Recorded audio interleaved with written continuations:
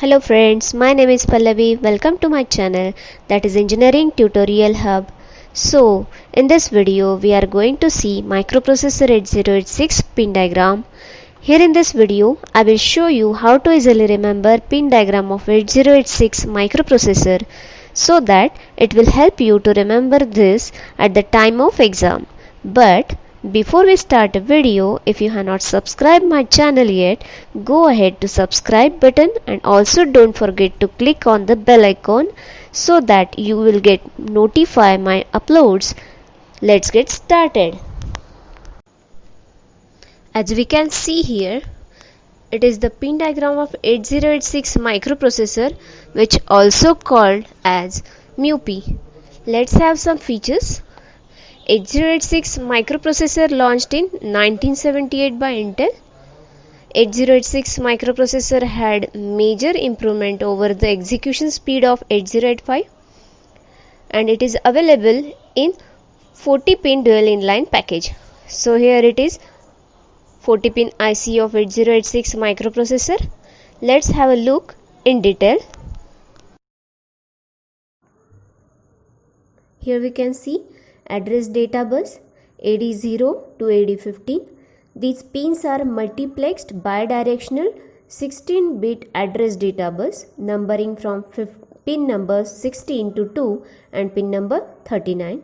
AD0 to AD7 carries low order byte data and AD8 to AD15 carries higher order byte data. During the first clock cycle, it carries 16-bit address and after that it carries 16-bit data. Here we can see address status bus. So these four lines are multiplexed unidirectional address status buses numbering from pin number 35 to 38. So the numbers from A16 to A19 and S3 to S6, these are the multiplexed unidirectional address status bus. During the first clock cycle, it carries 4-bit address and later it carries status signals.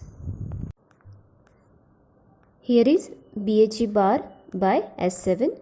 BHE stands for bus high enable. It is available at pin number 34 and used to indicate the transfer of data using data bus D8 to D15. This signal is low during the first clock cycle. Thereafter, it is active. 8-bit IO devices use this signal. It is multiplexed with status signal S7. Now the pin is RD bar. It is read signal available at pin number 32 and is used for read operation. It is an output and active low signal. Now ready. It is a ready pin. It is available at pin number 22. It is an acknowledgement signal from slower IO devices or memory that data is transferred. It is an active high signal. When it is high, it indicates that the device is ready to transfer data. When it is low, it indicates wait state. Now reset signal. It is available at pin number 21 and is used to restart the execution. It causes the processor to immediately terminate its present activity. This signal is active high for the first 4 clock cycles to reset the microprocessor. Here is INTR signal. It is a level triggered input. It is available at pin number 18 and it is an interrupt request signal which is sampled during the last clock cycle of each instruction to determine if the processor considered this is an interrupt or not. Now the signal is NMI, which stands for non-maskable interrupt and is available at pin 17 and is an age triggered input which causes an interrupt request to the microprocessor. This is what the test bar signal. It is like wait state and is available at pin number 23 and it is an input signal. When this signal is high, then the processor has to wait for idle state, else the execution continues. Now we can see here pin number 19 having clock signal. It is a clock input signal. It provides timing to the processor for operations. Its frequency is different for different versions, that is 5 MHz, 8 MHz and 10 MHz. It is a symmetric square wave with 33% duty cycle. Now these are power supply and frequency signals, that is VCC and VSS. It uses 5 volt DC supply at VCC pin 40 and uses ground at VSS pin 1 and 20 for its operation. Here is the signal MN by MX bar. It stands for minimum by maximum and is available at pin number 33. As we know, 8086 microprocessor works in two modes, that is minimum mode and maximum mode. So it indicates what mode the processor is to operate in. When it is high, it works in the minimum mode, and if it is low, it works in maximum mode. Pins 24 to 31 issue two different sets of signals. One set of signals are issued when CPU operates in minimum mode and other set of signals issued when CPU operates in maximum mode. Now we will see remaining pins which are used in two different modes of operations of microprocessor 8086. First, let us see pins which are used in minimum mode of microprocessor 8086. Now in minimum mode of microprocessor 8086, there is a pin INTA bar. It is an interrupt acknowledgement signal and is available at pin number 24. When the microprocessor receives this signal, it acknowledges the interrupt by generating this signal. It is a active low signal. Now this is the ALE signal which is used in minimum mode. It stands for address enable latch and is available at pin number 25.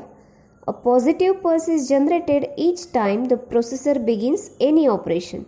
So this signal indicates the availability of a valid address on the address data lines AD0 to AD15.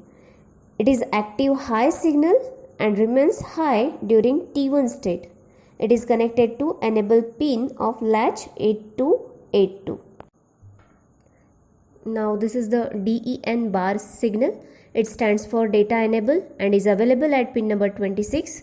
It is an active low signal used to enable transceiver 8286. The transceiver is a device used to separate data from the address data bus. Here is the DT by R bar signal, stands for data transmit receive signal and is available at pin number 27. It decides the direction of data flow through the transceiver. When it is high, data is transmitted out, and when it is low, data is received in. M by IO bar. This signal is used to distinguish between memory and IO operations. When it is high, it indicates memory operation, and when it is low, indicates the IO operation. It is available at pin number 28. We can see here. Here is the pin number 29 WR bar. It stands for write signal. It is an active low signal. It is used to write the data into the memory or the output device depending on the status of M by IO bar signal. Now pin number 30, that is HLDA signal. It stands for hold acknowledgement signal. This signal acknowledges the hold signal. It is an active high signal. Here we can see pin number 31, hold signal. The signal indicates to the processor that DMA, that is direct memory access controller, needs to use address data bus. It sends the request to the CPU through this pin. It is an active high signal. When microprocessor receives hold signal, it issues HLDA signal to the DMA controller, that is direct memory access controller. So these are two signals, QS1 and QS0. These are queue status signals and are available at pin number 24 and 25. These signals provide the status of instruction queue. Their conditions are shown in this table. You can see here this table having three columns, QS0, QS1 and third is a status. If QS0 and QS1, the combination is 0 0, then the instruction Q status will be no operation. If QS0 and QS1 having combination 0 1, then first byte of opcode from the queue, and if QS0 and QS1 having combination 1 0, then the queue is empty, and if QS0 and QS1 having condition 1 1, then subsequent byte from the queue. Here are the three status signals S0, S1, S2 bar that provides the status of operation, which is used by the bus controller 8288 to generate memory and IO control signals. These are available at pin number 26, 27 and 28. Here is the table showing their status. We can see here in this table there are 4 columns for S2, S1, S0 and 4th is status. So if the combination is 000, that is 000 for status signals, then the signal will be interrupt acknowledgement by 8288.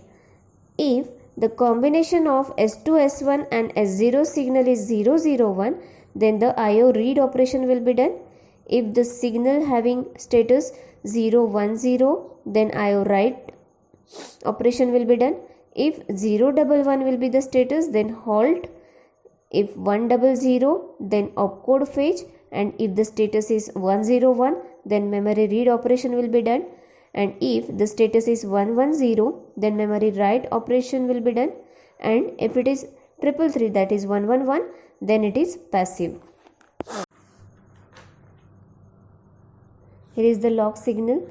It is available at pin number 29. When this signal is active, it indicates to the other processors not to ask the CPU to leave the system bus. It is activated using the lock prefix on any instruction. When it goes low, all interrupts are masked and hold request is not granted.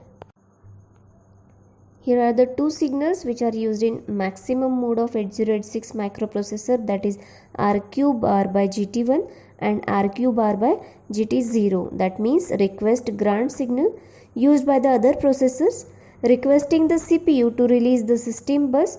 When the signal is received by CPU, then it sends acknowledgement. RQ by GT0 has a higher priority than RQ GT1. Thank you. Keep watching my videos. If you like my videos, please like, share and don't forget to comment. Thank you once again. Bye bye.